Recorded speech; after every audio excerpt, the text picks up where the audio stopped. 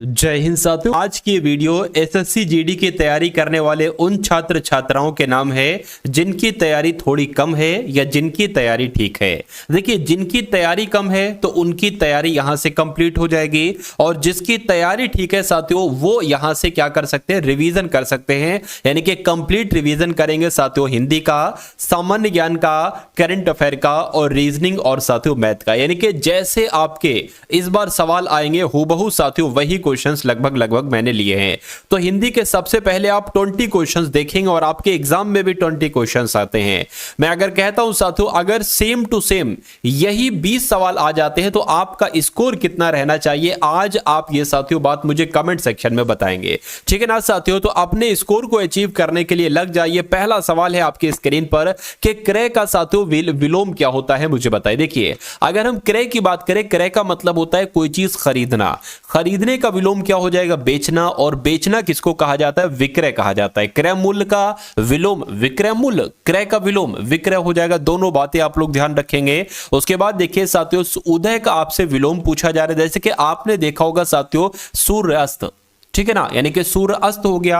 आपने सुना होगा सूर्य उदय हो रहा है, तो सूर्य उदय हो रहा है यानी कि मैं कह सकता हूं अस्त का विलोम क्या हो जाएगा, उदय, और उदय का विलोम क्या हो जाएगा, अस्त हो जाएगा। यानी कि जिनका भी आंसर ऑप्शन नंबर डी मैं कहूंगा आंसर आपका बिल्कुल करेक्ट है। अगला सवाल है आपकी स्क्रीन पर, आपसे पूछा जा रहा है साथियों अग्ग का विलोम क्या होगा, मुझे बताइए। तो अग्ग का विलोम क्या होगा, अग्ग का विलोम साथियों विग्ग होगा। उसके बाद देखिए नेक्स्ट नंबर का सवाल है आपकी स्क्रीन पर, अंधेरे में तीर चलाना, इस मुहावरे का मतलब क्या होता है बताइए। अंधेरे में तीर चलाना साथियों देखिए इधर उधर करना नहीं, टाल मटोल करना नहीं, व्यर्थ श्रम करना नहीं, लक्ष्य विहीन प्रयास करना। यानी कि लक्ष्य विहीन प्रयास करने को क्या कहा जाता है, अंधेरे में तीर चलाना कहा जाता है। उसके बाद देखिए मीठी छुरी चलाना, इस मुहावरे का मतलब क्या होता है बताइए, आकर्षित करना नहीं, विश्वासघात करना। बिल्कुल साथियों, मीठी छुरी चलाने को क्या कहा जाता है, विश्वासघात करना एक तरीके से इसको कहा जाता है। उसके बाद देखिए गाल फुलाने का मतलब क्या होता है बताइए। साथियों अगर आपने अभी तक इस वीडियो को लाइक नहीं किया तो तुरंत वीडियो को लाइक कर दीजिए, और जो लोग भी चैनल पर नए हैं और चैनल को अभी तक अगर आपने सब्सक्राइब नहीं किया है तो चैनल को तुरंत सब्सक्राइब कर दीजिए, क्योंकि यहां से आपकी एसएससी जीडी 2025 की कंप्लीट तैयारी कराई जाएगी। डेली आपको साथियों ये क्लास दी जाएगी। देखिए मैं कोशिश करता हूं डेली आपको क्लास दूं, लेकिन किसी दिन मैं एसएससी जीडी 2025 के लिए क्लास नहीं दे पाता हूं, तो साथियों आप लोग थोड़ा इंतजार करेंगे, क्लास आपको बहुत मिल जाएगी। ठीक है ना, मतलब कुल मिला के डेली मिल जाया करेगी, ऐसी मैं उम्मीद करता हूं। चलिए, अगर किसी दिन नहीं हो पाए तो भाई माफ कीजिएगा। चलिए भाई, गाल फुलाने को क्या कहा जाता है, रूठना कहा जाता है। क्या कहा जाता है, रूठना कहा जाता है। उसके बाद देखिए कुछ लाभ पाने की चाह, इसके लिए एक शब्द की अगर मैं साथियों बात करूं तो आप मुझे क्या बताएंगे, कुछ लाभ पाने की चाह को क्या कहा जाता है, लिप्सा कहा जाता है। जिनका भी आंसर यहां पर ऑप्शन नंबर सी मैं कहूंगा बिल्कुल करेक्ट है। जो पहरा देता है उसको रक्षक कहेंगे, उसको सेवक कहेंगे, उसको प्रत्यागत कहेंगे या उसको प्रहरी कहेंगे। तो उसको तो साथियों प्रहरी कहा जाता है जो पहरा देता है। उसके बाद देखिए अगला सवाल है कि नीचे दिए गए शब्द के लिए उचित वाक्यांश के लिए विकल्पों को चुनना। यानी कि आपको कुल मिला के इतनी सी बात बताना है कि अभूतपूर्व का मतलब क्या होता है बताइए। जो किसी पर अभियोग लगाए उसको अभूतपूर्व नहीं, जिस पर अभियोग लगाया गया हो उसको अभूतपूर्व नहीं साथियों, जो पहले घटित ना हुआ हो उसको कहा जाता है अभूतपूर्व। तो जिनका आंसर जो लोग भी यहां पर हैं ऑप्शन नंबर सी के साथ मैं कहूंगा आंसर आपका बिल्कुल करेक्ट है। अगला सवाल है सही वर्तनी वाले शब्द का चयन कीजिए। यानी कि आपसे यहां पर यह पूछा जा रहा है कि सांसारिक कैसे लिखा जाता है। तो सांसारिक की अगर बात करती हो गया साथियों एक तरीके से सान, और ये आपका क्या हो गया, ये आपका हो गया सारिक। तो सांसारिक ऐसा कहां पर लिखा हुआ है, ऐसा ऑप्शन नंबर डी में लिखा हुआ है। राइट आंसर आपका डी के साथ। अगला सवाल है कि सही वर्तनी वाले शब्द का चयन कीजिए। यानी कि परिस्थिति कैसे लिखा जाता है। तो ये तो परिस्थित हो गया, ये भी गलत है। परिस्थिति की अगर बात करें, ये आपका पारिस्थित लिखा हुआ है, परिस्थिति लिखा हुआ जो कि गलत है। परिस्थिति कैसे लिखा जाता है, जैसे आपको ऑप्शन नंबर सी में है, आंसर आपका सी के साथ जाएगा। अगला सवाल है आपके स्क्रीन पर, बताइए कि इनमें से कालिदास, आपको बताने कि इनमें से सही वर्तनी किसकी है। यानी कि कालिदास कौन से ऑप्शन में बिल्कुल सही लिखा हुआ है। तो कालिदास आप कैसे लिखते हो, जैसे ऑप्शन नंबर ए में लिखता है कि ऐसे लिखते हो? बिल्कुल साथियों, जैसे आपको ऑप्शन नंबर ए में कालिदास लिखा हुआ है सेम टू सेम आप ऐसे ही लिखते हैं। अब उसके बाद आपसे कहा जा रहा है कि शुद्ध वाक्य इसमें से मुझे बताइए कि शुद्ध वाक्य कौन सा है। देखिए, काम पूरा कर डालो नहीं तो जुर्माना होगा, यह शुद्ध वाक्य है। मुझे तो नहीं लग रहा है। इस समय सर्दी, सर्दी गलत लिखा हुआ है। दोष तुम्हारा है, दोष गलत लिखा हुआ है। वक्त निकल जाता है पर बात याद रह जाती, ये आपका बिल्कुल सही जवाब, यानी कि शुद्ध वाक्य इन चारों में से जो होगा वो ऑप्शन नंबर डी वाला होगा। नेक्स्ट नंबर का सवाल है, फिर से आपसे पूछा जा रहा है शुद्ध वाक्य। देखिए, यहां पर अगर बात करें शुद्ध वाक्य की, अगर बात करें साथियों, उन लोगों की मनोवृत्ति ठीक नहीं लगती, ये शुद्ध वाक्य होगा।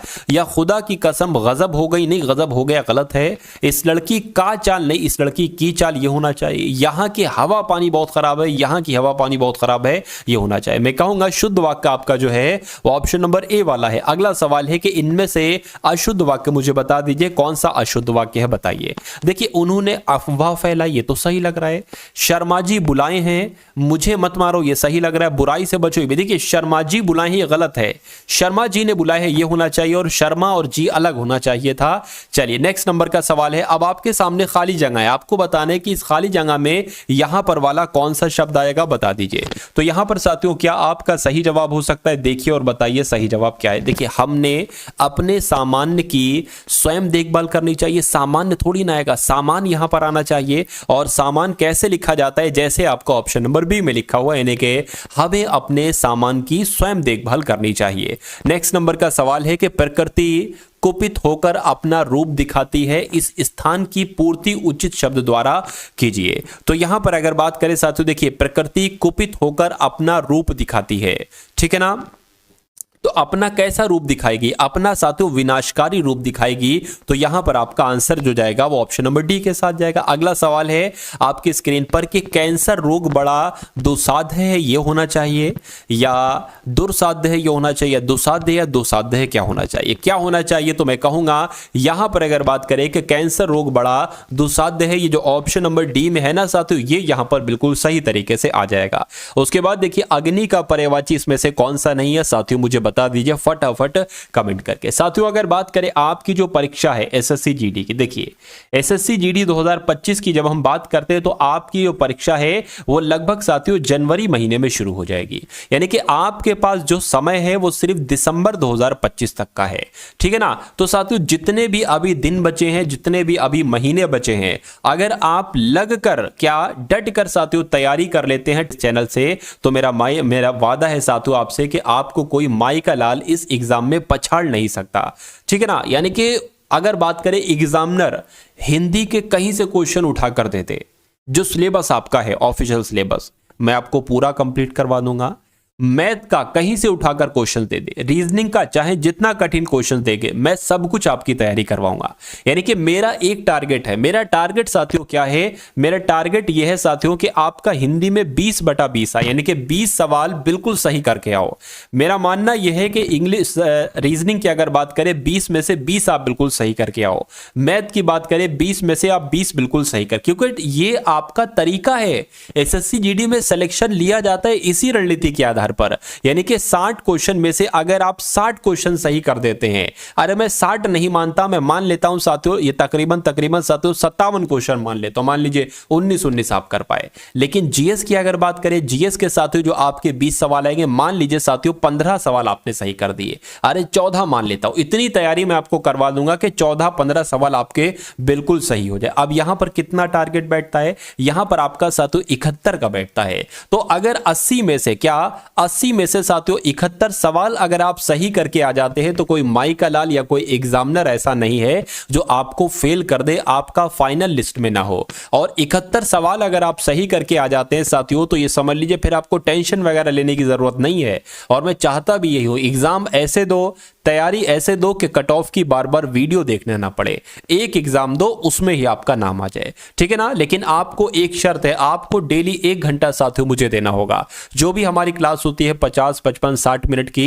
इसमें चारों विषयों को मैं आपको 4-4 क्लास नहीं दूंगा, मैं आपको एक क्लास दूंगा और ऐसी एक ही क्लास में साथियों पूरे सिलेबस को रिवीजन करने की हम डेली कोशिश करेंगे। यानी कि डेली प्रहार करेंगे हम किस पर, पूरे एसएससी जीडी 2024 के ऑफिशियल सिलेबस पर प्रहार करेंगे डेली, और जिस पर डेली प्रहार किया जाता है साथियों वो आपके काबू में आ जाता है। चलिए देखिए, अग्नि का पर्यायवाची आप सभी लोग बचपन से पढ़ते आ रहे हैं भाई, अग्नि का पर्यायवाची अनल होता है, हुताशन होता है, पावक होता है, लेकिन अभंग नहीं होता है। अब नहीं होता है तो आपका राइट आंसर है। नेक्स्ट नंबर का सवाल है कि अकस्मात शब्द के लिए इनमें से उपयुक्त पर्यायवाची शब्द कौन सा है, मुझे बताइए। देखिए, अकस्मात शब्द के लिए इनमें से उपयुक्त पर्यायवाची साथियों मुझे बता दीजिए इसमें से कौन सा है। तो अकस्मात को एक तरीके से अचानक भी कह सकते हैं, तो यह आपका क्या होगा, यह आपका बिल्कुल करेक्ट आंसर है। अगला सवाल है साथियों, अब अगर बात करते हैं ना, अब साथियों आपके सामने यहां पर सामान्य ज्ञान के क्वेश्चन शुरू हो चुके हैं। तो अब देखिएगा साथियों, इन सामान्य ज्ञान के क्वेश्चंस में से कितने क्वेश्चन आप बिल्कुल सही कर पाते हैं।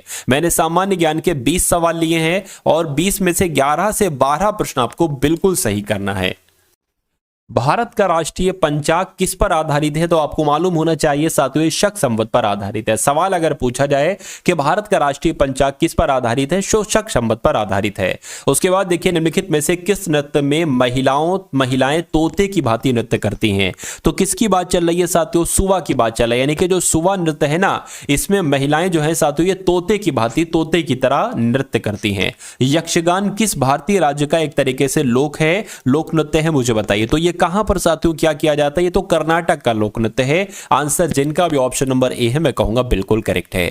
कोलंबो किस देश की राजधानी है, कोलंबो कहां की राजधानी अगर आपसे पूछा जाए तो आप लोग ध्यान रखेंगे श्रीलंका की राजधानी। सवाल ऐसे भी बन सकता है कि श्रीलंका की राजधानी इसमें से कौन सी है, तो कोलंबो आप लोग साथियों बताएंगे। उसके बाद देखिए, नेक्स्ट नंबर का सवाल है कि बेहद किस कहां की, यानी कि बेहद की अगर बात करें तो ये कहां की मुद्रा है बताइए। तो ये तो थाईलैंड की है। कहां की है साथियों बेहद मुद्रा, थाईलैंड की मुद्रा क्या है साथियों, बेहद है। और बेहद कहां की मुद्रा है ये पूछे तो थाईलैंड आपको बताना है। उसके बाद देखिए, यूनेस्को का मुख्यालय कहां पर है बताइए। तो यूनेस्को का मुख्यालय साथियों फ्रांस की राजधानी पेरिस में है। कहां पर है यूनेस्को का मुख्यालय, यूनेस्को का मुख्यालय साथियों फ्रांस की राजधानी पेरिस में है। अगला सवाल है, देखिए आपको मैं जो बोल रहा हूं ना, आप वो सुन रहे हो, पढ़ा हो, आप पढ़ उसको रहे हो, तो आप जो सुनते हो, आप जो पढ़ते हो, वो आपके मनोमस्तिष्क में साथियों स्टोर होता रहता है। और मेरा मानना है कि जो भी मैं आपको पढ़ा रहा हूं वो कहीं ना कहीं आपके मनोमस्तिष्क में स्टोर हो रहा है। वो तब आपको देखने को मिलेगा जब एग्जाम में ये सवाल आपके सामने आएंगे। तो बस ध्यानपूर्वक आपको पढ़ते रहना, ये सब कुछ आपके मनोमस्तिष्क में स्टोर हो रहा है। देखिए, यूनेस्को की विश्व विरासत सूची में जो कंचनजंगा है ना, कंचनजंगा बायोस्फीयर रिजर्व, ये किस प्रदेश में स्थित है, तो ये तो सिक्किम में साथियों। ये कहां पर है कंचनजंगा बायोस्फीयर रिजर्व, ये सिक्किम में है। उसके बाद देखिए, भारतीय निर्वाचन आयोग के द्वारा राष्ट्रीय मतदाता दिवस कब मनाया जाता है, मुझे बताइए। तो आपको मालूम होना चाहिए राष्ट्रीय मतदाता दिवस कब मनाया जाता है, 25 जनवरी को मनाया जाता है। हिंदी दिवस की अगर बात करते हैं साथियों, हिंदी दिवस आपका ये कब मनाया जाता है, तो हिंदी दिवस साथियों 14 सितंबर की अगर बात करें, यानी कि 14 सितंबर को ही हर साल हिंदी दिवस मनाया जाता है। सुशासन दिवस की अगर बात करें, प्रतिवर्ष 25 दिसंबर की जयंती पर मनाया जाता है। तो किसकी जयंती पर मनाया जाता है, मुझे बताइए। चलिए साथियों, तो आप लोग ध्यान रखेंगे, अटल बिहारी वाजपेयी की जब हम साथियों बात करते हैं तो अटल बिहारी वाजपेयी की जयंती पर यानी कि 25 दिसंबर को ही साथियों सुशासन दिवस मनाया जाता है। उसके बाद देखिए, अगला सवाल है आपकी स्क्रीन पर, आपसे पूछा जा रहा है कि पानीपत की दूसरी लड़ाई किन दो सेनाओं के बीच लड़ी गई थी। तो पानीपत का जो दूसरा युद्ध हुआ था यह अकबर और हेमू के बीच हुआ था। किसके बीच हुआ था साथियों, अकबर और हेमू के बीच हुआ था। अगला सवाल है कि अकबरनामा और आईने अकबरी ये किसके द्वारा लिखित है। ये आपसे परीक्षा में सवाल डिक्टो पूछा जाएगा, तो आप लोग अबुल फजल लगा दें। क्या अकबरनामा भी अबुल फजल के द्वारा लिखित है, और जो आईने अकबरी है ये भी अबुल फजल के द्वारा लिखित है। ब्रिटिश वायसराय लॉर्ड कर्जन के द्वारा जो बंगाल का विभाजन किया गया था साथियों, वो कब किया गया था, ये आप सभी लोग मालूम होना चाहिए। 1905 की अगर बात करते हैं साथियों, 1905 में ही बंगाल का विभाजन किया गया था। अगला सवाल है, भारतीय सुधार समिति की स्थापना किसने की थी। तो दादा भाई नौरोजी की जब हम बात करते हैं साथियों, दादा भाई नौरोजी के द्वारा ही भारतीय सुधार समिति की स्थापना की गई थी आमार सोनार बांग्ला, यह बांग्लादेश का राष्ट्रगान है। पूछा जा रहा है कि आमार सोनार बांग्ला ये किसके द्वारा लिखित है, तो ये रविन्द्रनाथ टैगोर के द्वारा लिखित है। किसके द्वारा लिखित है? रविन्द्रनाथ टैगोर के द्वारा लिखित है आमार सोनार बांग्ला, और ये बांग्लादेश का राष्ट्रगान है। उसके बाद देखिए इनमें से कौन Indian society of oriental art के संस्थापकों में से एक हैं? तो यहां पर अगर बात करते हैं साथियों, क्या अवनींद्रनाथ टैगोर आपका राइट आंसर हो जाएगा, क्योंकि Indian society of oriental art के संस्थापक कौन है? तो एक तरीके से अवनींद्रनाथ टैगोर का नाम आप लोग ध्यान रखेंगे। लॉर्ड कर्जन का संबंध इनमें से किस घटना से है, मुझे बताइए। तो लॉर्ड कर्जन की अगर बात करते हैं साथियों, इनके समय में बंगाल का विभाजन हुआ था। सही जवाब जिनका भी ऑप्शन नंबर ए है, मैं कहूंगा बिल्कुल करेक्ट है। अगला सवाल है आपकी स्क्रीन पर साथियों कि किसे रेलवे बोर्ड का अध्यक्ष और सीईओ नियुक्त किया गया है। सीईओ की अगर बात करते हैं साथियों, यानी कि चीफ एग्जीक्यूटिव ऑफिसर, तो किसे बनाया गया है? सतीश कुमार का नाम आप लोग ध्यान रखेंगे, क्योंकि रेलवे बोर्ड के अध्यक्ष भी यही है सतीश कुमार, और चीफ एग्जीक्यूटिव ऑफिसर भी यही है सतीश कुमार। उसके बाद देखिए अगला सवाल है कि किस राज्य के मुख्यमंत्री ने सुभद्रा योजना शुरू की है। साथियों जब देखिए मैं आपको एसएससी जीडी का पूरा पेपर जब कराऊंगा ना, तो हिंदी के सवाल होंगे, जो उसमें जीके के 20 सवाल होंगे ना, तो उसमें 4 से 5 क्वेश्चन साथियों, 3 से 5 क्वेश्चन लगभग आप करंट अफेयर के भी देखेंगे। तो एग्जाम तक अगर आप ये सभी चीजें देखते हैं तो मेरा मानना है कि कुछ आपका बचेगा नहीं, सब कुछ आपका साथियों कवर हो जाएगा। चलिए भाई, अब यहां पर अगर बात करते हैं सुभद्रा योजना की, किसकी? ये बहुत इंपॉर्टेंट योजना है साथियों, जो कि ओडिशा राज्य के द्वारा शुरू की गई है। यानी कि सुभद्रा योजना किस राज्य के मुख्यमंत्री ने शुरू की है? तो ओडिशा के मुख्यमंत्री ने शुरू की है। उसके बाद देखिए किसने प्रारंभिक बाल्यावस्था शिक्षा को बढ़ावा देने के लिए आरंभ कार्यक्रम शुरू किया है? तो आरंभ कार्यक्रम की अगर बात करते हैं साथियों, तो पंजाब के द्वारा शुरू किया गया है आरंभ कार्यक्रम। ये बात आपको साथियों मालूम होना चाहिए। आंसर यहां पर जिनका ऑप्शन नंबर सी है, मैं कहूंगा बिल्कुल करेक्ट है। अब यहां पर अगर बात करें साथियों, आपके सामने यहां पर रीजनिंग के टॉप लेवल के आपके क्वेश्चन शुरू हो चुके हैं। आप सभी को पता है साथियों कि रीजनिंग की अगर बात करते हैं, आपके एग्जाम में 20 क्वेश्चंस आएंगे। तो आज की इस वीडियो में साथियों मैं पूरे आपको 20 क्वेश्चंस कराऊंगा। आप देखिएगा कि आप इसमें कितने, यानी कि अगर ऐसे ही 20 क्वेश्चंस आ जाते हैं तो कितने क्वेश्चन आप बिल्कुल सही कर पाते हैं। मैं जो आपको टारगेट दे रहा हूं, यानी कि अगर ऐसा सवाल आते हैं तो कट ऑफ कितनी जा सकती है, तो यह समझ लीजिए साथियों 13 के ऊपर का ही आपका स्कोर होना चाहिए, 13 से कम आपका स्कोर नहीं होना चाहिए इन 20 सवालों में। देखिए इस सवाल की अगर बात करें, स्नूकर को 8 लिखा जाता है, रोब को साथियों 5 लिखा जाता है, तो क्रिकेट को क्या लिखा जाएगा मुझे बताइए। अगर कभी भी साथियों आपके सामने कोई वर्ड लिखा हो और उसके बाद कोई नंबर लिखा हो, फिर कोई वर्ड लिखा हो, फिर कोई नंबर हो, इसका मतलब अगर छोटा नंबर है तो ये माना जाएगा कि लेटर्स को काउंट कर दिया गया। 1 2 3 4 5 6 7, 7 है, 1 जोड़ दिया 8 बन जाएगा। 1 2 3 4, 4 है, 1 जोड़ दिया 5 बन जाएगा। उसी प्रकार 1 2 3 4 5 6 7, 7 है, 1 जोड़ दिया साथियों 8 बन जाएगा, और 8 आपका बिल्कुल सही जवाब हो जाएगा। यहां पर अगर बात करें, अगर छोटा नंबर है तो आप, मैंने तरीका बताया, लेकिन अगर यही नंबर साथियों बड़ा होता, जैसे कि 80 के आसपास का या 60 या 70 के आसपास का, तो हो सकता था इनको प्लस किया जाता,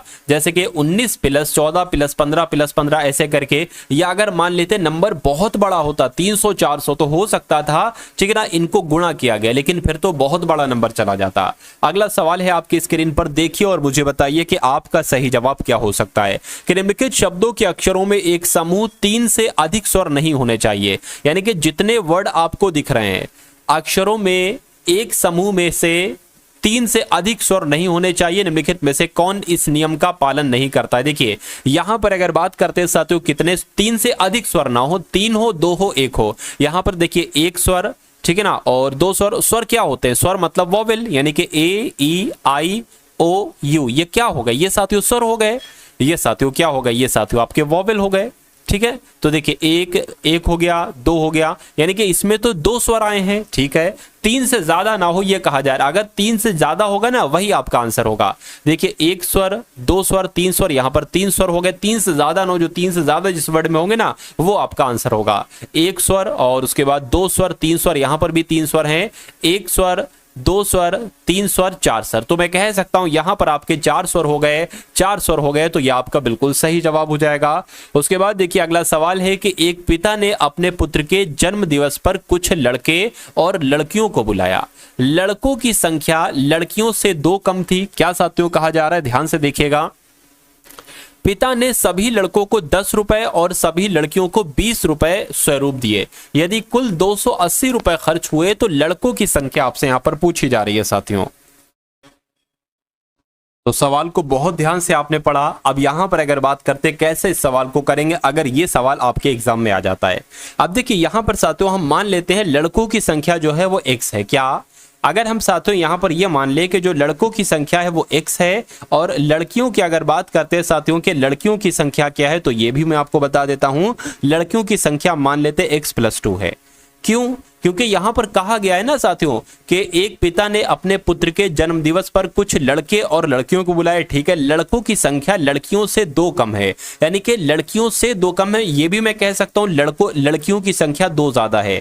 तो अगर लड़कों की संख्या इतनी x है तो लड़कियों की संख्या 2 ज्यादा है, यानी कि x+2 हो जाएगी। इतनी बात आपको समझ में आ गई। अब अच्छा उसके बाद यहां पर क्या कहा गया है कि पिता ने सभी लड़कों को 10 रुपए दिए। यानी कि देखिए अगर मान लीजिए x लड़के हैं और इनको अगर 10-10 रुपए दिए जा रहे हैं तो साथियों 10x यहां पर हो जाएगा बिल्कुल। उसके बाद कह रहे हैं कि सभी लड़कियों को 20 रुपए उपहार के रूप में दिए। तो मैं कहूंगा लड़कियों की संख्या कितनी x+2, इनको 20-20 रुपए दिए तो 20 की गुणा कर दो और इनको अगर जोड़ दोगे तो हमें क्या पैसे मिल जाएंगे, यानी कि पैसे मालूम पड़ जाएंगे कि लड़कों को कुल कितने रुपए दिए गए और लड़कियों को कुल कितने रुपए दिए गए। और यहां पर कहा जा रहा है कि कुल 280 रुपए खर्च हुए, यानी कि लड़के और लड़कियों को कुल मिला के कितने रुपए दिए गए, 280 रुपए दिए गए। तो कहने के लड़कों की संख्या क्या है, लड़कों की संख्या x थी, यानी कि इसको आपको कैलकुलेट करके x का मान निकालना और वही आपका आंसर हो जाएगा। देखिए 10x यहां पर आपका हो गया, 20 की x से गुणा होगी तो यहां पर 20x हो जाएगा और यहां पर साथियों 20 दूना आपका 40 हो जाएगा, 280 आपका ये हो गया। देखिए इन दोनों को अगर जोड़ेंगे 10x प्लस 20x ये आपका 30x हो जाएगा और 40 उधर चला जाएगा, 280 में से माइनस होगा तो 240 यहां पर आ जाएगा। अगला स्टेप यहां पर मैं लिख देता हूं साथियों, देखिए यहां पर x है, यहां पर x है। अब देखिए अगला स्टेप क्या होगा, x बराबर 240/30 आ गया। 30 ये नीचे आ जाएगा भाग में, इसके 0 से ये 0 कैंसिल हो जाएगा। 3 एकम 3, 3 7 21, 3 8 24, यानी कि x का मान आपका क्या निकला, 8 निकला। तो लड़कों की संख्या कितनी होगी, 8 होगी। और अगर पूछा जाता लड़कियों की संख्या कितनी होती है तो x+2 यानी कि 8 + 2 यानी कि 10 होती। तो आंसर आपका बी हो जाता उस समय। लेकिन यहां पर जिनका भी आंसर ए है मैं कहूंगा आंसर आपका बिल्कुल करेक्ट है। अगला सवाल है आपकी स्क्रीन पर साथियों, देखिए मुझे बताइए सही जवाब क्या है। लिखा हुआ है कि एक दर्पण में देखने से पता चलता है कि जो एनालॉग घड़ी है इसकी सुइयों में 1:30 हुआ है। यानी कि अगर बात करें साथियों, क्या एक मान लीजिए घड़ी है, 12 यहां पर बजेगा, 3 यहां पर बजेगा, 6 ये, 9 ये बजेगा, 1 यहां पर बजे। कह रहे कि 1:30 हुआ है, यानी कि घंटे की सुई ये और मिनट की सुई साथियों ये आपकी हो गई। ठीक है, कहां पर दर्पण में देखने पर ये पता चलता है। लेकिन अगर कहेंगे तो बताओ सही समय क्या हुआ होगा, यानी कि दर्पण में अगर हम नहीं देखे, अगर हम साथियों रियल एक तरीके से देखें तो देखिए ये ऐसे करके टेढ़ी है ना, तो ये इस तरफ से थोड़ी सी टेढ़ी हो जाएगी और ये जहां पर सुई है वो तो वहीं पर रहेगी। तो ये क्या बजा है साथियों, ये 10:30 हुआ है। मैं कह सकता हूं साथियों 10:30 बजा है, इसलिए सही जवाब आपका ऑप्शन नंबर ए के साथ जाएगा। अगला सवाल है आपकी स्क्रीन पर, देखिए साथियों और मुझे बताइए कि आपका सही जवाब क्या हो सकता है। चलिए किस ऑप्शन के साथ साथियों यहां पर आपका राइट आंसर जा सकता है, देखिए और बताइए फटाफट राइट आंसर आपका क्या हो जाएगा। चलिए साथियों अगर आपने इस वीडियो को अभी तक लाइक नहीं किया तो तुरंत साथियों इस वीडियो को आप लोग लाइक भी कर दीजिए और चैनल पर अगर नए हैं तो चैनल को सब्सक्राइब भी कर दीजिए। इसको मैं थोड़ा सही तरीके से लिख देता हूं, अभी आपकी समझ में नहीं आ रहा होगा लेकिन अभी आपकी समझ में आ गया। 45वें नंबर का ये सवाल है। देखिए ये लिखा हुआ है 15, ये लिखा हुआ है 25, ये लिखा हुआ है 30 और 15 के नीचे क्या है साथियों 60 है और 60 के नीचे क्या है 240 है। ठीक है, 25 के नीचे क्या है साथियों 100 है और 100 के नीचे क्या है 400 है। अब यहां पर आपको बताने कि यहां पर क्या नंबर आएगा और इसके नीचे है 480। अब देखिए ये 15 से 60 हुआ है, 60 से 240 हुआ, कैसे हुआ ये आपको बताना है।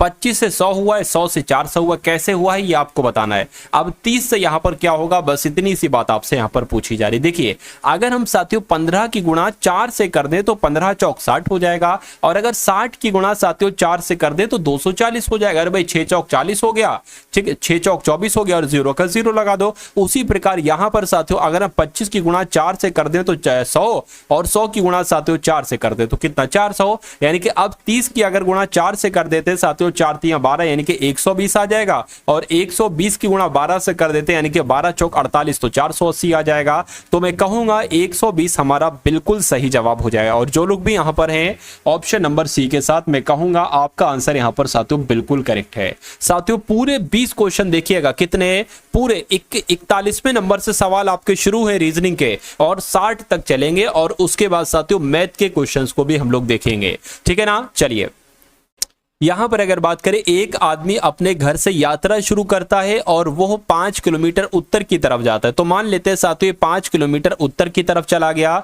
ठीक है, इतनी बात आपको समझ में आ गई। उसके बाद कह रहे हैं कि फिर वो दाईं ओर मुड़ता है और 10 किलोमीटर जाता है। तो दाईं ओर मुड़ा और 10 किलोमीटर चला गया, वहां से वो फिर से दाईं मुड़ता है और 10 किलोमीटर जाता है, वहां से फिर देखिए ये तो 5 हो जाएगा, और ये यानी कि कुल मिला के ये 10 आपका हो गया। उसके बाद कह रहे हैं कि वे अपने घर से कितनी दूरी पर है। सभी दूरियां काल्पनिक ढंग से मापी गई है, यानी कि वो उसका घर ये था और अभी वो यहां पर है, तो इसकी ये दूरी आपसे कुल मिला के पूछी जा रही है। तो हम मान लेते हैं ये दूरी साथियों आपसे पूछी जा रही है। अब इसकी ये दूरी साथियों कितनी, ये दूरी देखिए जब ये 10 है ना तो ये भी 10 हो जाएगी, और जब ये 10 है तो ये 10 नहीं होगी साथियों, पता क्या हो कितनी होगी, देखिए ये इतनी हो जाएगी। यानी कि ये अगर हम यहां से देखें तो यहां तो से तो हमें 5 ही मिलेगी, तो ये साथियों दूरी एक तरीके से कितनी हो जाएगी 5, यानी कि ये आपसे पूछी जा रही कर्ण की। आपको पता है ये कर्ण होता है, ठीक है ना, ये लंब होता है, ये आधार मान लेते हैं। तो कर्ण का स्क्वायर बराबर आधार का स्क्वायर प्लस लंब का स्क्वायर। कर्ण का स्क्वायर आपसे पूछा जा रहा है, आधार का स्क्वायर क्या हो जाएगा 10 हो जाएगा, ठीक है, और लंब कितना हो जाएगा 5 का स्क्वायर, यानी कि आपका ये 100 हो जाएगा और ये 25 हो जाएगा, यानी कि 125 हो जाएगा। तो मैं कह सकता हूं के स्क्वायर बराबर 125 है, तो के बराबर क्या हो जाएगा √125 हो जाएगा। तो यानी कि के का आपसे यानी कि इसकी लंबाई जो होगी वो √25 होगी, तो √125 होगी। √125 कहां पर लिखा हुआ है, ऑप्शन नंबर सी में लिखा हुआ है। यहां पर अगर बात करें लिखा हुआ है कौन से चिन्हों और संख्याओं को परस्पर बदल लेने से निम्नलिखित समीकरण सही बनेगा। अब देखिए आपके सामने जो समीकरण है वो 6 + 2 - 3 = 16, यानी कि इनको कैलकुलेट करके 16 कैसे आएगा। अगर सपोज दैट साथियों मान लीजिए हम गुणा की जगह पर प्लस और प्लस की जगह पर गुणा लिख दे, और 3 की जगह पर 2, 2 की जगह पर 3 लिख दें, अगर कैलकुलेशन करके 16 आ जाता है तो हमारा ये आंसर होगा। लेकिन अगर 16 नहीं आता है तो ऑप्शन नंबर बी को चेक करेंगे, फिर सी को, फिर डी को। साथियों देखिए अब यहां पर गुणा की जगह पर प्लस, प्लस की जगह पर गुणा, तो प्लस है यहां पर साथियों गुणा आ जाएगा, 6 जैसे वैसे आ जाएगा, गुणा आ जाएगा, और 2 लिखा है ना साथियों तो 2 की जगह पर 3 आ जाएगा, 3 आ गया, ठीक है। माइनस जैसा लिखा है माइनस लिख दीजिए, 3 लिखा है 3 की जगह पर 2 आ जाएगा, तो इसको क्या कैलकुलेट करके 16 आएगा। देखिए जरा ये वाला 16, 6 3 18, ठीक है, 18 - 2 कितना होता है 16 होता है, यानी कि बिल्कुल 16 बराबर 16 हो गया। यानी कि पहला वाला ऑप्शन चेक किया और पहला वाला ही आपका बिल्कुल करेक्ट आंसर हो गया। उसके बाद देखिए नेक्स्ट नंबर का सवाल है। अब आपसे ये पूछा जा रहा है, देखिए साथियों MODERN को क्या लिखा जा सकता है, ठीक है, अच्छा नहीं क्रमशः यहां पर लिखा है ना, तो MODERN को YOUNGS लिखा जा सकता है। उसी लॉजिक के अकॉर्डिंग ORTHODOXY को क्या लिखा जा सकता है, OGBAOUOML लिखा जा सकता है। तो आपसे पूछा जा रहा है कि METHOD को क्या लिखा जा सकता है। अब देखिए ऐसा तो नहीं कि यहां पर METHOD का कोड लिखा हो, M लिखा हुआ है तो M का कोड O हो जाएगा। क्या O है साथियों यहां पर, O यहां पर कहीं आपको नहीं दिख रहा है, ठीक है ना। तो मैं कह सकता हूं ये तो साथियों नहीं लगा एक तरीके से लॉजिक। अब देखिए अच्छा सॉरी M का कोड Y होगा ना, Y होगा तो यहां पर Y लिखा हुआ बिल्कुल। E का कोड ढूंढिए, E कहां पर लिखा हुआ यहां पर, ठीक है, तो E का कोड N होगा बिल्कुल साथियों, N है यानी कि Y हो गया, N हो गया। और उसके बाद T लिखा हुआ है, T कहां पर देखिए जरा, T कहां पर आपको दिख रहा होगा, टी अगर मान लेते साथियों ये लिखा हुआ है और टी का कोड क्या लिखा हो जाएगा, तो साथियों 3 यानी कि बी आ जाएगा। तो यहाँ पर क्या आ गया, बी आ गया, यानी कि वाई एन बी इतना हो गया आपके सामने। उसके बाद एच का कोड जरा देखिए, एच का कोड कहां पर लिखा हुआ है, एच का कोड ये लिखा हुआ है चौथा वाला, तो 1 2 3 4 यानी कि ये हो जाएगा, ए आ गया यहाँ पर, ठीक है। उसके बाद ओडी का, ओ का कोड क्या हो जाएगा, ओ का कोड साथियों क्या हो जाएगा, ओ का कोड ओ ही है, ठीक है। और डी का कोड क्या हो जाएगा साथियों, डी का कोड क्या हो जाएगा 3 यानी कि यू हो जाएगा। तो ये वाला ऑप्शन साथियों कहां पर लिखा हुआ है देखिए और मुझे बताइए कि ऐसा ऑप्शन कहां पर लिखा हुआ है, YNBAOU, ऐसा ऑप्शन ऑप्शन नंबर सी में लिखा हुआ है। तो जिनका आंसर यहां पर है ऑप्शन नंबर सी के साथ मैं कहूंगा बिल्कुल करेक्ट है। अब उसके बाद देखिए अगला सवाल है कि ऐसी आकृति बताइए जो निम्नलिखित समूह को सर्वाधिक दर्शाती है सही ढंग से। विमान है, पायलट है, आकाश है। अब देखिए आकाश के अंदर ही तो विमान आएगा, तो ये विमान हो गया, यानी कि आकाश के अंदर ही तो साथियों अंतर्गत ही तो विमान उड़ेगा और विमान के अंतर्गत ही तो पायलट होता है। तो मैं कहूंगा ऐसी आकृति साथियों आपको कहां पर नजर आ रही है, यहां पर नहीं, यहां पर नहीं, यहां पर नहीं, यहां पर नजर आ रही है। तो डी आपका क्या होगा, बिल्कुल करेक्ट आंसर हो जाएगा। उसके बाद देखिए अगले नंबर का साथियों सवाल है आपकी स्क्रीन पर, देखिए सवाल को और मुझे बता दीजिए कि आपका राइट आंसर यहां पर किस ऑप्शन के साथ जाएगा। देखिए निर्देश, निम्नलिखित शब्दों को शब्दकोश में जो क्रम होता है ना उसके अकॉर्डिंग साथियों आपसे कहा जा रहा है कि वैसा लिखकर यहां पर मुझे बता दीजिए। चलिए अब देखिए यहां पर अगर साथियों बात करते हैं तो एन लिखा हुआ है, ए लिखा हुआ है, ए लिखा हुआ है, ए तो सब में है। अब एस होता है ज्यादा, यानी कि एस होता है 19 पर, आर होता है 18 पर, ठीक है, एस होता है 19 पर, यानी कि ए एन ये वाला आ सकता है और ये वाला आ सकता है। यहां पर ए एन एल लिखा हुआ है और यहां पर भी ए एन ए एल लिखा हुआ है, वाई लिखा हुआ है, वाई लिखा हुआ है, जेड, जेड बाद में आता है, पहले आता है एस। तो मैं कहूंगा 5वां नंबर पहले आ जाएगा और उसके बाद ये वाला आ जाएगा पहला वाला, यानी कि 5 हो गया आपका, 1 हो गया। उसके बाद देखिए साथियों अब आर तो 18 पर आता है, एस 19 पर आता है, तो 3 वाला पहले आ जाएगा, यानी कि यहां पर 3 वाला हो गया। उसके बाद अब इन दोनों में से बताइए साथियों कौन सा पहले आएगा, ए वाला पहले आएगा, यानी कि 4 हो गया और उसके बाद 2 हो गया। तो 513-42 कहां पर लिखा हुआ है, 513-42 तो ऑप्शन नंबर बी में ही लिखा हुआ है। तो इसलिए यही आपका क्या होगा, यही आपका साथियों बिल्कुल करेक्ट आंसर हो जाएगा। अगला सवाल है, लिखा हुआ है कि प्लस जो है ना ये गुणा के लिए है, प्लस गुणा के लिए है, माइनस अगर बात करते हैं यहां पर माइनस है, माइनस भाग के लिए है, ठीक है ना, माइनस भाग के लिए है, और गुणा जोड़ के लिए, गुणा जोड़ के लिए है, और यहां पर क्या लिखा होना चाहिए, भाग लिखा होना चाहिए, भाग घटाने के लिए है। तो आपको बताना है कौन सा समीकरण साथियों सही है, ठीक है। इसकी अगर साथियों बात करें, यानी कि फिर से आपको कैलकुलेट करके ये नंबर लाना है, ये नंबर लाना है। देखिए अगर बात करें, मान लीजिए ये लिखा हुआ है साथियों 12, ये 5 लिखा हुआ है, ये वाला देख रहा हूं मैं, ये 4, ये 5 और ये साथियों ये। अब प्लस लिखा हुआ, प्लस के लिए गुणा, तो प्लस के लिए हमने गुणा लिख लिया। माइनस लिखा हुआ, माइनस की अगर माइनस भाग के लिए है तो साथियों माइनस के लिए यहां पर भाग आ गया। उसके बाद गुणा लिखा हुआ है, गुणा के लिए क्या है, एक सेकेंड, अच्छा हाँ गुणा जोड़ के लिए है, गुणा जो है वो जोड़ के लिए, यानी कि जोड़ आ जाएगा, और यहां पर भाग है तो भाग जो है ना वो घटाने के लिए। इसको कैलकुलेट करिए, क्या 16 आ रहा, अगर 16 आ रहा है तो ऑप्शन नंबर ए वाला आपका आंसर हो जाएगा। चलिए भाई इसकी अगर बात करते हैं साथियों, देखिए 12 गुणा 5 आ गया, भाग लिखा है ना, तो नीचे 4 आ गया, प्लस आपका आ गया, और यहां पर क्या आ जाएगा, 1 आ जाएगा, 5 में से 4 जाएगा, 4 एकम 4, 4 3 आपका 12 आ जाएगा, 3 पंजे 15 हो जाएगा, 15 और 1 कितना हो जाएगा, 16 हो जाएगा। यानी कि पहला वाला चेक किया और पहला वाला ही हमारा बिल्कुल सही जवाब हो गया। उसके बाद देखिए नेक्स्ट नंबर का सवाल है आपके स्क्रीन पर साथियों, देखिए और मुझे बताइए कि आपका सही जवाब क्या हो सकता है, बताइए फटाफट। चलिए देखिए 8 को 128 लिखा जाता है, तो 6 को क्या लिखा जाएगा मुझे बताइए। अगर बात करें 8 की 128 की भाग 8 से करें, ठीक है ना, 8 की भाग 128 से करे, क्या आता है, 8 एकम 8, 8 में 40, 8 छंग 48, यानी कि 16 आता है। क्या आता है साथियों, 16 आता है। इतनी बात आप लोग साथियों समझ गए, बिल्कुल समझ गए। चलिए उसके बाद अब यहां पर साथियों क्या लॉजिक लग सकता है, थोड़ा सा ध्यान दीजिए, तो मेरा मानना है साथियों आपके यहां पर समझ में बहुत आराम से आ जाएगा, ठीक है ना। यानी कि कहने का मतलब यह है कि 16 की गुणा अगर 8 से कराएंगे तो 128 आ जाएगा, लेकिन क्या 16 की गुणा यहां पर हम लोग 6 से कराएंगे तो क्या साथियों ऑप्शन में से कुछ आ सकता है। 16 छंग तो साथियों कितना होता है, 16 पंजे 80, 16 छंग 96, तो ये तो साथियों होगा नहीं, ठीक है ना। अब यहां पर अगर बात करें ये नहीं होगा तो क्या होगा, देखिए ये लॉजिक हमारा फेल हो गया, ये लॉजिक नहीं लगा यहां पर। चलिए कोई दिक्कत नहीं। अब अगर यहां पर बात करें साथियों, देखिए अब यहां पर अगर बात करें अब क्या हो सकता है, एक सेकंड कलर में ले लेता हूं ये वाला। चलिए अब अगर बात करें साथियों, देखिए ये 128 है ना, ये साथियों 64 का डबल है, ये 64 का दुगना है। और ये क्या है, ये 8 का स्क्वायर है 64। यानी कि अगर बात करें इसी प्रकार 6 का स्क्वायर हम करा के 36 आ जाए, और 36 का जो डबल होता है वो साथियों कितना होता है, वो 72 होता है। और 72 ऑप्शन में भी है। यानी कि लॉजिक आप समझ गए ना। 8 से 128 कैसे बनाया गया है, पहले 8 का स्क्वायर कराया गया है 64, और 64 का डबल कर दिया 128। उसी प्रकार 6 का संबंध किससे बनेगा, तो 6 का स्क्वायर कराया गया है 36,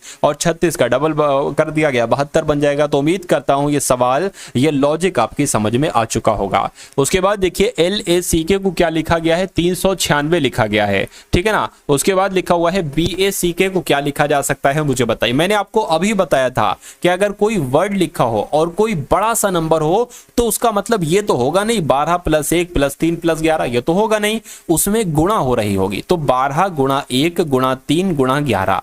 अब इनकी साथियों गुणा कराओ, देखिए 11 × 3 = 33 हो जाएगा 12, यानी कि 12 की गुणा साथियों किससे करा लीजिए, 33 से करा लीजिए, ठीक है ना।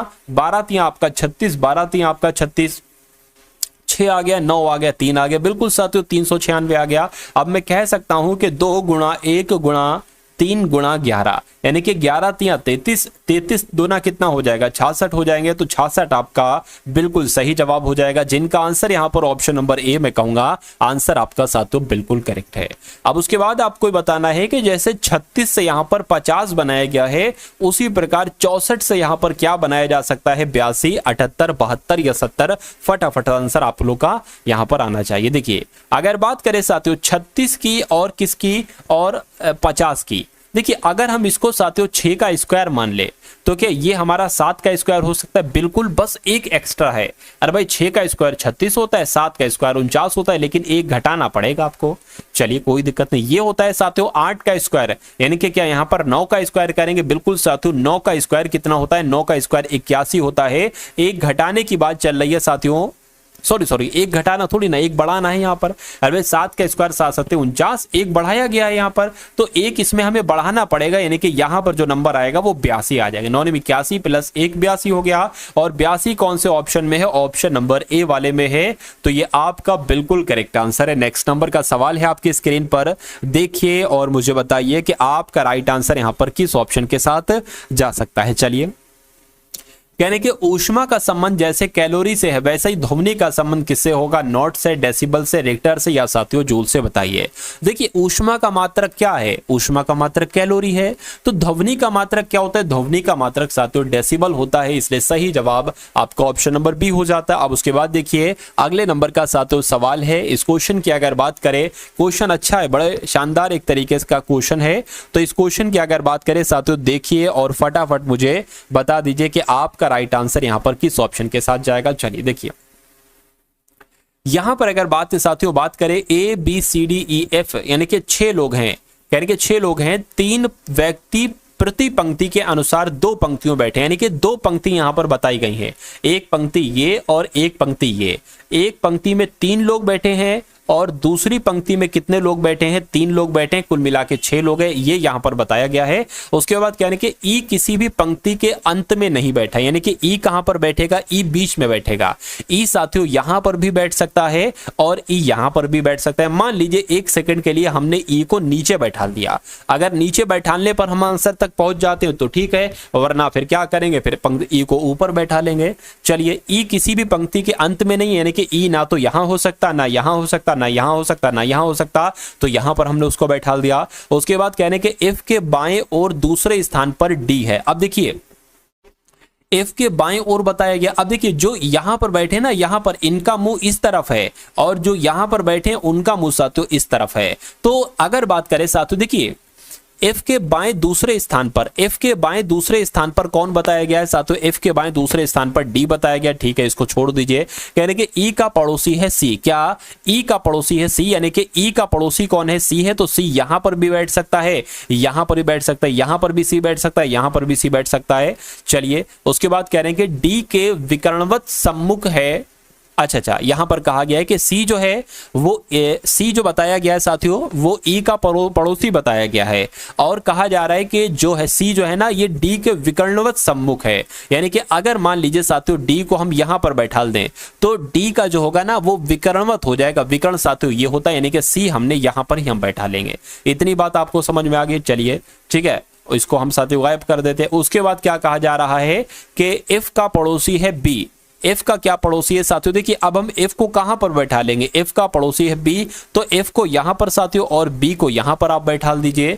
उसके बाद कह रहे हैं साथियों, अब दोबारा से इसको पढ़िए, कह रहे हैं कि ई किसी पंक्ति के अंत में नहीं है, ठीक है, ई किसी पंक्ति के अंत में नहीं है। एफ के बाईं ओर दूसरे स्थान पर डी बैठा है, एफ के बाईं ओर दूसरे स्थान पर डी बैठा है, बिल्कुल साथियों डी बैठ गया। ई का पड़ोसी है सी, ई का पड़ोसी है सी जो कि डी के विकर्णवत सम्मुख बैठा है, डी के विकर्णवत सम्मुख बैठा है, ठीक है। एफ का पड़ोसी है बी, एफ का पड़ोसी बी हो गया, एफ का पड़ोसी बी हो गया। उपरोक्त सूचना के आधार पर बी के सम्मुख कौन है, तो बी के सामने कौन होगा साथियों, ई होगा, ठीक है ना, ई होगा। तो मैं कहूंगा ई आपका बिल्कुल करेक्ट आंसर हो जाएगा, जो कौन से ऑप्शन में है, जो ऑप्शन नंबर साथियों डी में है। भाई बहुत बढ़िया, वेरी गुड क्लास। चलिए अब देखिए, जो यहां पर नहीं बैठा है ना उसको वो यहां पर बैठ जाएगा, यहां पर ए नहीं बैठा है तो ए बैठ जाएगा। खैर हमें आंसर चाहिए था और आंसर हमें जो है वो मिल चुका है। यहां पर अगर बात करें साथियों ए जेड डब्ल्यू डी, ए जेड डब्ल्यू है और उसके बाद साथियों लिखा गया है सी एक्स यू एफ, और उसके बाद आपको बताने कि यहां पर कौन से 4 लेटर आएंगे और उसके बाद जी टी क्यू जे ही आना चाहिए। तो इस सवाल को करने का तरीका क्या है साथियों, 2 सवाल इस टाइप के आपके रियल एग्जाम में अवश्य पूछे जाएंगे, तो ध्यान रखें कम से कम एक, ज्यादा से ज्यादा 2 जरूर आएगा। देखिए यहां पर साथियों ए से ये सी हुआ है, यानी कि साफ दिख रहा है साथियों 2 बड़ा है। जेड से एक्स हुआ है साथियों, यहां पर 2 घटा है। W से U हुआ है तो मैं कह सकता हूं क्या हुआ है, तो 2 घटा है साथियों। यहां पर अगर बात करें Z से फिर से 2 घटा है, और W से हुआ है साथियों फिर से आपका 2 घटा है, और D से F हुआ है तो मैं कहूंगा साथियों 2 बड़ा है। यानी कि पहले 2 बढ़ाया गया है, 2 घटाया गया, 2 घटाया गया, फिर 2 बढ़ा दिया गया है। तो इसमें अगर साथियों हम 2 बढ़ाएंगे तो कितना आ जाएगा, तो E आ जाएगा, ठीक है ना। इतनी बात साथियों आपको समझ में आ गई। अब हम इसमें 2 घटा देंगे तो कितना आ जाएगा साथियों, एक तरीके से आपका V आ जाएगा। इसमें साथियों फिर से 2 घटा देंगे, कितना आपका आ जाएगा, S आ जाएगा, ठीक है, S आ गया। और अब इसमें साथियों 2 बढ़ा देंगे तो कितना आ जाएगा, H आ जाएगा। यानी कि EVSH कहां पर लिखा हुआ है, EVSH आपका ऑप्शन नंबर ए में लिखा हुआ है। तो जो लोग भी यहां पर ऑप्शन नंबर ए के साथ हैं, मैं कहूंगा आंसर आपका बिल्कुल करेक्ट है। भाई बहुत बढ़िया, वेरी गुड क्लास। चलिए साथियों उसके बाद देखिए नेक्स्ट नंबर का सवाल है आपके स्क्रीन पर, अच्छा क्वेश्चन है, देखिएगा और बताइएगा सही जवाब क्या है। देखिए लिखा हुआ है कि x जो y की बहन है, यानी कि y की बहन x जो, ठीक है ना, x जो है वह y की बहन है। तो इतनी बात आपको समझ में आ गई कि y की बहन है और y का बहन, वही y की बहन का नाम क्या है, x है। तो माइनस हम बना देंगे बहन मतलब स्त्री के लिए, ठीक है ना। उसके बाद साथियों कहा गया है कि और Y भाई है Z का, यानी कि ये जो Y है ना ये भाई है, यानी कि पुरुष है। ये किसका भाई है, एक तरीके से ये Z का भाई है। इतनी बात आपको समझ में आ गई कि x जो है वो बहन है, ठीक है, वो y की बहन है, ठीक है। उसके बाद कह रहे हैं और y भाई है किसका, z का। तो y जो है ना साथियों बताया गया है भाई है किसका, z का। उसके बाद कह रहे हैं कि z पति है p का। तो z की अगर बात करें, z पति हो जाएगा किसका, हो जाएगा p का हो जाएगा, यानी कि ये पुरुष है, ये साथियों स्त्री। इतनी बात आपको समझ में आ गई। उसके बाद कहा जा रहा है कि z पति है p का और o पिता है y का, यानी कि y का पिता कौन है साथियों, y का पिता o है। तो मैं कहूंगा y का बेटा, y की बेटी x होगी, y का बेटा y है ही, और y का बेटा एक और है z। तो कहा जा रहा है साथियों आपसे बताइए कि p का o से क्या संबंध, यानी कि o क्या कहेगा p को, तो o क्या कहेगा इनको। देखिए बेटे की बीवी है और बेटे की बीवी को पुत्री कहते नहीं, चाचा कहते, बहन कहते नहीं साथियों, पुत्रवधू होगा। तो मैं कहूंगा आंसर जिनका भी ऑप्शन नंबर डी है बिल्कुल करेक्ट है। अब अगला सवाल देखिए आपकी स्क्रीन पर है, देखिए मुझे बताइए आपका सही जवाब क्या होगा। देखिए 18 है, उसके बाद 34 है, उसके बाद 36 है, उसके बाद 54। कह रहे कि विषम संख्या कौन सी है, इसमें से अलग सबसे सातों संख्या कौन सी है मुझे बताइए। देखिए कहने को तो ये सब संख्या सम संख्याएं हैं, ठीक है। लेकिन अगर बात करें, देखिए 18 की अगर बात करें, 18 से ये विभाजित है, ये भी 18 से विभाजित है और ये तो 18 से विभाजित है, लेकिन ये संख्या विभाजित नहीं है। तो मैं कहूंगा यहां पर यही लॉजिक लगना चाहिए और यही लॉजिक साथियों लग रहा है। तो इस प्रकार जिनका आंसर यहां पर है ऑप्शन नंबर ए के साथ, मैं कहूंगा आंसर आपका बिल्कुल करेक्ट है भाई, बहुत बढ़िया, वेरी गुड क्लास। चलिए साथियों उसके बाद देखिए अगला सवाल है कि 6 गुणा 7 बराबर 2 है क्या? 6 गुणा 7 बराबर 2 है, 3 गुणा 5 बराबर 5 है, तो 6 गुणा 8 बराबर क्या होगा? अब ये 6 गुणा 7 से 2 कैसे लिखा गया है? 6 सत्ते कितना होता है? 6 सत्ते तो साथियों 42 होता है, लेकिन यहां पर सिर्फ 2 लिखा हुआ है। 3 पंजे कितना होता है साथियों? 15 होता है, लेकिन यहां पर सिर्फ 5 लिखा हुआ है। 6 छंग 36, 6 सत्ते 42, 6 48 होना चाहिए, 48 है तो मैं कहूंगा सिर्फ 8 लिखा जाएगा। अरे भाई ये सिर्फ 2 लिखा गया है, यहां पर का सिर्फ 5 लिखा गया है, तो मैं कहूंगा यहां पर का सिर्फ 8 लिखा जाएगा। तो 6 और गुणा 8 को क्या लिखा जाएगा? 8 लिखा जाएगा। आंसर यहां पर आपका ऑप्शन नंबर ए के साथ जाएगा। नेक्स्ट नंबर का सवाल है कि राम ने अपने दामाद को एक लड़की का परिचय देते हुए कहा, मान लीजिए साथियों राम आप हो और आप किसी को परिचय, दामाद साहब को परिचय देते हुए कहते हो किसी लड़की के बारे में, कहने कि उसका भाई मेरे बहनोई का इकलौता बेटा है, यानी कि आपके बहनोई का इकलौता बेटा कौन होगा? आपका भांजा होगा। इतनी तो बात आपको समझ में है, ठीक है, ठीक है ना? इतनी बात साथियों क्या है? इतनी बात आपकी समझ में है। तो कह रहे हैं साथियों उसका भाई, क्या उसका भाई जो है वो मेरे बहनोई का इकलौता बेटा है, यानी कि मेरे बहनोई का इकलौता बेटा जो है ना, ठीक है, वो उसका भाई है। उसका भाई है तो वो क्या, वह लड़की राम की कौन होगी? साली, पुत्री भी नहीं होगी, भांजी होगी। तो भांजी होगी साथियों, इसलिए आंसर आपका ऑप्शन नंबर बी हो जाएगा। भांजी है ना? बी है, ठीक है। नेक्स्ट नंबर का सवाल है आपकी स्क्रीन पर। तो अब आपके यहां पर साथियों कौन से क्वेश्चन शुरू हो चुके हैं? साथियों मैथ के क्वेश्चंस अब आप लोग यहां पर देखेंगे, सभी के सभी एकदम टॉप लेवल के क्वेश्चन है। वही क्वेश्चन लिए हैं साथियों जो आपको आपके एग्जाम में देखने को मिलेंगे। तो बहुत अच्छे तरीके से इन सभी सवालों को देखिएगा और टॉप लेवल के क्वेश्चंस की तैयारी आप लोग कीजिएगा। देखिए कहा गया है कि 14 व्यक्ति किसी काम को 16 दिनों में करते हैं। तो मान लेते हैं साथियों अगर 14 व्यक्ति हैं, कोई काम 16 दिनों में कर रहे हैं, तो वो टोटल काम कितना है? टोटल काम कितना है इसकी गुणा करा लेंगे, हमें पता चल जाएगा टोटल कितना काम है। 6 चौक आपका 24 हो जाएगा, 6 कम 6 साथियों 8 हो जाएगा, यहाँ पर 14 आ जाएगा, यानी कि 4 और ये 12 हो जाएगा, ये 2 आपका हो जाएगा। यानी कि जो टोटल वर्क है, टोटल काम हुआ है, वो टोटल कितना काम हुआ है? 224 काम हुआ है। तो इसके सामने हम 224 रख देते हैं, ठीक है। उसके बाद क्या कहा जा रहा है? कह रहे हैं कि 8 व्यक्ति काम को शुरू करते हैं और 12 दिनों के बाद, यानी कि 8 व्यक्ति काम शुरू करते हैं और 12 दिनों तक काम करते रहते हैं। उसके बाद कुछ भी होता है हमें नहीं पता अभी। तो 12 दिन तक काम करते हैं 8 लोग। टोटल काम कितना हुआ है? 12 पंजे 60, 12 चौक 72, 12 सत्ते 84। यानी कि अगर बात करें टोटल काम आपका 224 है और 84 काम हो चुका है। क्या 84 काम हो चुका है? तो अभी कितना काम बचा है देखिए जरा, ठीक है ना? 140 काम बचा है, ठीक है। तो अभी 140 काम बचे। हाँ उसके बाद अब देखिए कहने के 12 दिनों के बाद 8 व्यक्ति काम शुरू करते हैं और 12 दिनों के बाद उसमें 8 व्यक्ति को और शामिल कर लिया जाता है। यानी कि अभी 8 व्यक्ति तो काम कर रहे थे, 12 दिन के बाद क्या होता है? 8 व्यक्ति ये तो काम करेंगे, ये भी 8 व्यक्ति काम करने लगेंगे, यानी कि कुल मिला के 16 लोग काम करने लगेंगे। तो कहने के शेष काम, यानी कि जो 140 शेष काम है, इसको कितने दिन में पूरा करेंगे? अरे भाई टोटल अब कितना काम बचा है? शेष काम 140 काम बचा है। इसको साथियों अब 16 लोग कर रहे हैं, तो जब 140 काम है, इसको 16 लोग कर रहे हैं, तो ये काम कितने दिन में निपट पाएगा? तो मैं कहूंगा साथियों देखिए यहां पर अगर बात करें साथियों एक नजदीकी नंबर, पूरा तो नहीं कट पाएगा, पूरा तो साथियों यहां पर नहीं कट पाएगा। लेकिन अगर बात करें 16 की गुणा 8 से करते तो कितना आता है? 128 होता है, फिर वो ज्यादा हो जाएगा, ठीक है ना।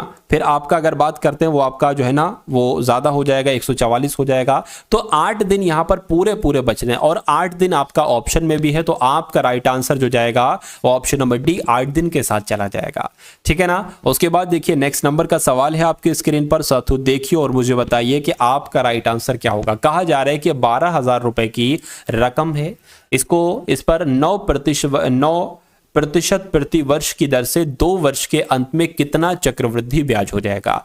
चक्रवृद्धि ब्याज की अगर बात करते हैं साथियों, तो मैं कह सकता हूं कि अगर हम मिश्रधन में से अगर हम मिश्रधन में से साथियों मूलधन को घटा देते हैं, मिश्रधन में से साथियों मूलधन को घटा देते हैं, तो हमें क्या प्राप्त हो जाता है, हमें साथियों चक्रवृद्धि ब्याज प्राप्त हो जाता है। इतनी बात तो आपको पता होगी। तो मिश्रधन की अगर बात करें साथियों, देखिए मूलधन आपके पास है 12,000 जो है ना, वो आपके पास मूलधन है 12,000। चक्रवृद्धि ब्याज निकालने के लिए आपको क्या करना पड़ेगा, आपको साथियों मिश्रधन ज्ञात करना पड़ेगा। तो मिश्रधन में से ये मूलधन यानी कि 12,000 घटा देना, चक्रवृद्धि ब्याज आपको मालूम पड़ जाएगा। तो इसके लिए आप क्या करोगे साथियों, वही वाला सूत्र लगाओगे, a प्लस बी ए बराबर p 1 प्लस आर अपॉन 100 की पावर t। अब आपके पास देखिए साथियों p है, p मूलधन ही तो है, और a क्या है, a मिश्रधन है, यानी कि a की वैल्यू आपको बताने, p कितना है, मूलधन कितना है 12,000 है, ठीक है। 1 प्लस आर कितना है, 9% है, तो यहां पर 9 आ गया बटे 100 आ गया, यहां पर टी यानी कि 2 वर्ष आ गया, ठीक है। अब देखिए यहां पर अगर बात करें a बराबर क्या हो जाएगा, 12,000 गुणा 100 एकम 100, 100 प्लस 9 यानी कि 109 बटे 100 हो गया। अब स्क्वायर लगाए तो इसको साथियों 2 बार आप लोग क्या कर देंगे, 2 बार आप लोग यहां पर लिख देंगे, इन 2 जीरो से ये 2 जीरो, इस 1 जीरो से साथियों ये 1 जीरो कैंसिल हो जाएगा। तो अगर हम साथियों इन सब को गुणा करा ले, क्या यानी कि मिश्रधन की अगर बात करते हैं, मिश्रधन अब आपका कितना निकलेगा, मिश्रधन की अगर बात करें तो 12 गुणा 109 गुणा 109 और भाग कितना साथियों 10। तो इसकी मैं साथियों एक तरीके से कैलकुलेशन यहां पर करा लेता हूं, 12 गुणा 109 गुणा 109, ठीक है, और भाग आपका कितना है 10 है, यानी कि आपके सामने जो मिश्रधन आया है वो कितना मिश्रधन आया है, वो 14,257.2 मिश्रधन आया है। अब यहां पर से आपको चक्रवृद्धि ब्याज याद करना है, तो साथियों इसमें से 12,000 आप क्या कर देंगे, माइनस कर देंगे, कुछ ज्यादा हो गया, एक सेकेंड, आप क्या करेंगे साथियों, आप इसमें से 12,000 जो है ना वो माइनस कर देंगे, वो क्या कर देंगे, वो माइनस कर देंगे। तो जब साथियों इसमें से हम 12,000 को माइनस करते हैं, किसमें से, 14,252 में से, 14,252.2 है, ठीक है। इसमें से जब हम साथियों 12,000 माइनस करते हैं साथियों, तो कितना आपके सामने बचेगा, आपके सामने बचेगा 2252 रुपए 2, यानी कि 2252.2, ठीक है ना, इतने बचेंगे। तो ऐसा ऑप्शन कहां पर लिखा हुआ है, ऐसा ऑप्शन ऑप्शन नंबर बी में लिखा हुआ है। तो जो मैंने आपको तरीका, मिश्रधन आपको पता चल गया, मिश्रधन आपके सामने ये है, इसमें से आपने मूलधन घटा दिया, चक्रवृद्धि ब्याज आपके सामने आ गया। तो साथियों 2257.2 रुपए ये क्या है, ये आपका चक्रवृद्धि ब्याज है। उसके बाद देखिए नेक्स्ट नंबर का सवाल है आपकी स्क्रीन पर, देखिए और मुझे बताइए आपका सही जवाब क्या है। साथियों अगर आपने अभी तक इस वीडियो को लाइक नहीं किया है तो इस वीडियो को तुरंत आप लोग क्या कर दीजिए, लाइक कर दीजिए। और जो लोग चैनल पर नए हैं, जिन्होंने चैनल को अभी तक सब्सक्राइब नहीं किया है, तो आप सभी लोगों से रिक्वेस्ट करता हूं कि अगर आप वाकई में इस बार सिलेक्शन लेना चाहते हैं तो इस चैनल को तुरंत सब्सक्राइब कर दीजिए। अब देखिए एक सवाल यहां पर आपसे पूछा जाता है, सवाल आपसे पूछा जाता है कि भैया एक माली है जो कि 17,956 पेड़ इस प्रकार लगाता है कि पेड़ों की उतनी ही पंक्तियां हैं जितनी की एक पंक्ति में पेड़ हैं।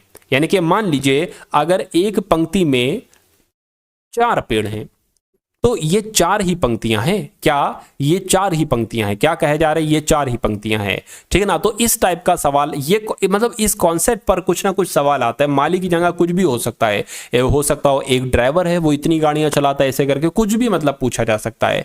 तो ये संख्या आपके लिए बहुत मेन पड़ती है, क्या ये संख्या आपकी साथियों बहुत यहां पर हेल्प कराएगी। देखिए यानी कि एक माली 17,956 पेड़ इस प्रकार लगाता है कि पेड़ों की उतनी ही पंक्तियां हैं जितने की एक पंक्ति में पेड़ हैं। एक पंक्ति में पेड़ों की संख्या क्या है, तो अगर ऐसा सवाल आपसे पूछा जाए, देखिए अब ये एक जो नंबर आपको दिया जाएगा ना, ये किसी का स्क्वायर होगा। किसका स्क्वायर होगा, इन्हीं ऑप्शन में से किसी ना किसी संख्या का स्क्वायर होगा।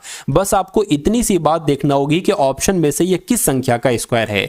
जिस संख्या का स्क्वायर है वही आपका राइट आंसर हो जाएगा। अब देखिए यहां पर अगर बात करें 136 गुणा 136 जब आप कराओगे, 136 गुणा 136 आप कराओगे, 6 छंग 36 हो जाएगा, 6 तियां कितना हो जाएगा 18 और 21 आपका हो गया, 6 कम 6 7 8 आपका हो गया, 3 छंग आपका 18 हो गया, ठीक है ना, 3 3 9, एक आपका 10 हो गया, 3 1 3 आपका 1 4 हो गया। अब और अगर बात करें, अब यहाँ पर 136 पूरा पूरा आ जाएगा, 136 आ गया, 6 आ गया, 9 आ गया, यहाँ पर साथियों 14 आ गया, यहाँ पर 8 और 1 आ गया। ये तो साथियों नहीं मिला, यानी कि 136 करा, 136 का स्क्वायर तो 18,496 होता है, तो ये क्या होगा, ये हमारा आंसर नहीं होगा। अब इसको ट्राई कीजिए साथियों, 134 का क्या कराइए, स्क्वायर कराइए साथियों, देखिए 4 चौक 16 हो जाएगा, 4 3 12 और एक आपका 13 हो जाएगा, 4 एकम 4 5 हो जाएगा, 3 चौक आपका 12 हो जाएगा, 3 3 9 और आपका एक 10 हो जाएगा, 3 एकम 3 4 हो जाएगा। उसके बाद अगर बात करें 134 लिख दो, क्या 134 लिख दो, 6 आ गया, 5 आ गया, 9 आ गया, ठीक है, 7 आ गया, 1 आ गया। बिल्कुल साथियों 17,956 हमें प्राप्त हो गया,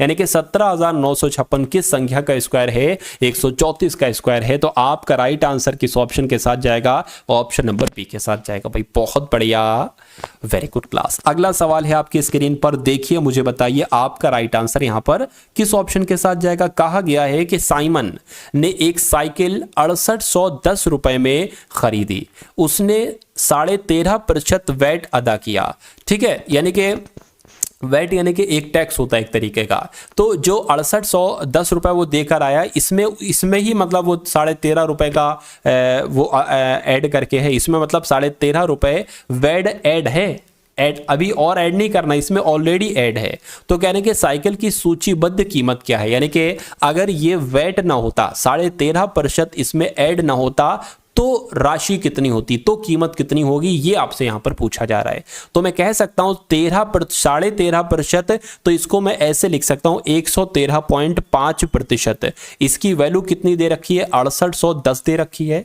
तो मैं कहूंगा 100% की वैल्यू आपसे यहां पर पूछी जा रही है। तो 100% की वैल्यू कैसे निकालेंगे, 113.5 साथियों नीचे आ जाएगा और इसकी गुणा आपकी हो जाएगी 100 से। किससे हो जाएगी साथियों, इसकी गुणा आपकी किससे हो जाएगी, 100 से हो जाएगी। तो अगर बात करें इस जीरो को हटाएंगे, आपका यहां पर क्या बढ़ा लेंगे, आपका साथियों यहां पर बढ़ा लेंगे, यानी कि अब अगर बात करें 68 10 और 0 0 0 आ गया, भाग कितना आ गया साथियों, एक, यानी कि 11 35 आ गया।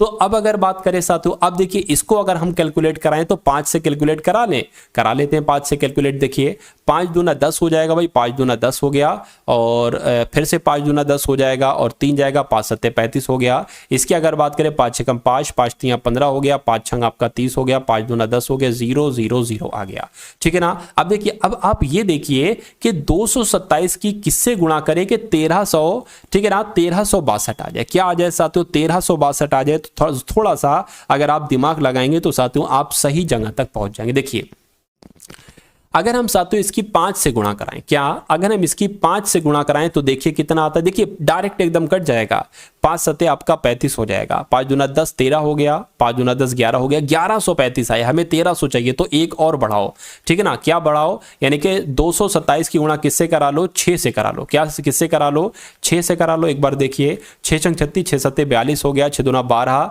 13 14 15 16 आपका हो गया, 6 दूना 12 13 हो गया, बिल्कुल साथियों 1362 आ गया। यानी कि 227 एकम 227 और 227 छंग कितने हो जाएंगे, 1362 हो जाएंगे, तो 6 आ गया, 3 जीरो है साथियों, यहां पर 3 जीरो आ गए। तो साइकिल की सूचीबद्ध कीमत कितनी हो जाएगी, 6000 हो जाएगी। तो 6000 आपका बिल्कुल सही जवाब हो जाएगा, जिनका आंसर यहां पर है ऑप्शन नंबर सी। मैं कहूंगा आंसर आपका बिल्कुल करेक्ट। भाई बहुत बढ़िया, वेरी गुड क्लास। चलिए साथियों उसके बाद है नेक्स्ट नंबर का सवाल है आपकी स्क्रीन पर। चलिए देखिए सवाल को और मुझे बताइए कि आपका यहां पर साथियों राइट आंसर किस ऑप्शन के साथ जाएगा। फटाफट आंसर को आप लोग बताने की कोशिश कीजिएगा। लिखा हुआ है 2880 रुपए में बेचा जाता है। क्या अगर एक घड़ी को 2880 रुपए में बेचा जाता है तो विक्रेता को 10% की हानि होती है। कह रहे कि 10% का अगर उसको लाभ प्राप्त करना हो तो वो साइकिल को कितने रुपए में बेचेगा। देखिए 10% की हानि पर जब वो बेचता है तो वो बिकती है 2880 रुपए में, यानी कि ये 90% की वैल्यू दे रखी है। अगर यहां पर ये होता साथियों, क्या होता, अगर यहां पर होता 10% के लाभ से बेचता है तो मैं लिखता 110% की वैल्यू 2880 है, लेकिन यहां पर 10% की हानि से वो बेच रहा है तो मैं कहूंगा 90% की वैल्यू 2880 है। तो 10% के लाभ से आपको बताना, यानी कि आपको 110 की वैल्यू बताना है। तो 90% बराबर 880, यानी कि अगर हम 2880 बटे 90 आ जाएगा तो ये 1% की वैल्यू निकल आएगी। हमें 110 की वैल्यू निकालना है तो इधर इधर भी हम 110 की गुणा कराएंगे और इधर भी हम 110 की गुणा कराएंगे। इसको सॉल्व कर लोगे, आपको मालूम पड़ जाएगा हाँ भाई 10% से लाभ से जब बेचेगा तो वो कितने रुपए में बेचेगा। देखिए 0 से 0 कट गया, ठीक है ना, 9 3 27, 9 दूना 18, 32 की जब हम 11 से गुणा करेंगे तो साथियों कितना आ जाएगा, 2 5 3 यानी कि 3520 आ जाएगा। तो मैं कहूंगा 3520 आपका बिल्कुल सही जवाब हो जाएगा। यानी कि जब 10% लाभ पर उसे वो बेचेगा तो वो 3520 रुपए की बिकेगी। उसके बाद देखिए नेक्स्ट नंबर का सवाल है आपकी स्क्रीन पर, देखिए और मुझे बताइए कि आपका राइट आंसर यहां पर किस ऑप्शन के साथ जाएगा। चलिए भाई देखिए यहां पर अगर हम लोग बात करते हैं, कह रहे हैं कि ए और बी एक काम को 15 दिनों में करता है। बहुत शानदार क्वेश्चन है। तो लिख लिया हमने यहां पर क्या, ए और बी, क्या लिख लिया साथियों, ठीक है ना, क्या हमने यहां पर साथियों लिख लिया, हमने यहां पर लिख लिया कि ए और बी मिलकर काम करते हैं तो ये किसी काम को 15 दिनों में करते हैं।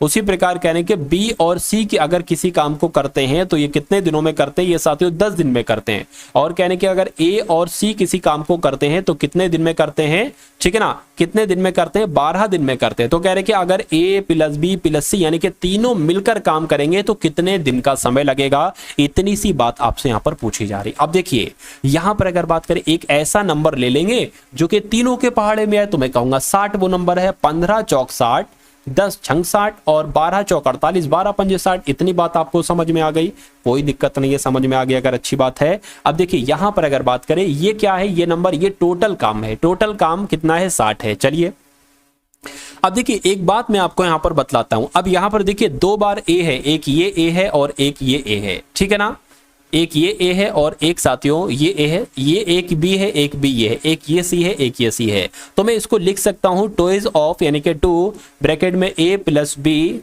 प्लस सी। इतनी साथियों मैं बात लिख सकता हूं। आप कहेंगे बिल्कुल लिख सकते हैं भाई, बिल्कुल लिख सकते हैं। अब देखिए अब अगर बात करते हैं साथियों इन सभी की, अगर बात करते हैं कितने दिन लगते हैं, 4 और 6 10 15 यानी कि 15 यहां पर आ जाएगा। तो मैं कहूंगा साथियों ए प्लस बी प्लस सी बराबर, इनको ये पूरा काम करने में साथियों एक तरीके से जो है ना, ये कितना काम, मतलब तीनों मिलकर कितना काम करते हैं, तो 15 बटे ये क्या आ जाएगा, 2 यहां पर साथियों नीचे आ जाएगा, ठीक है ना,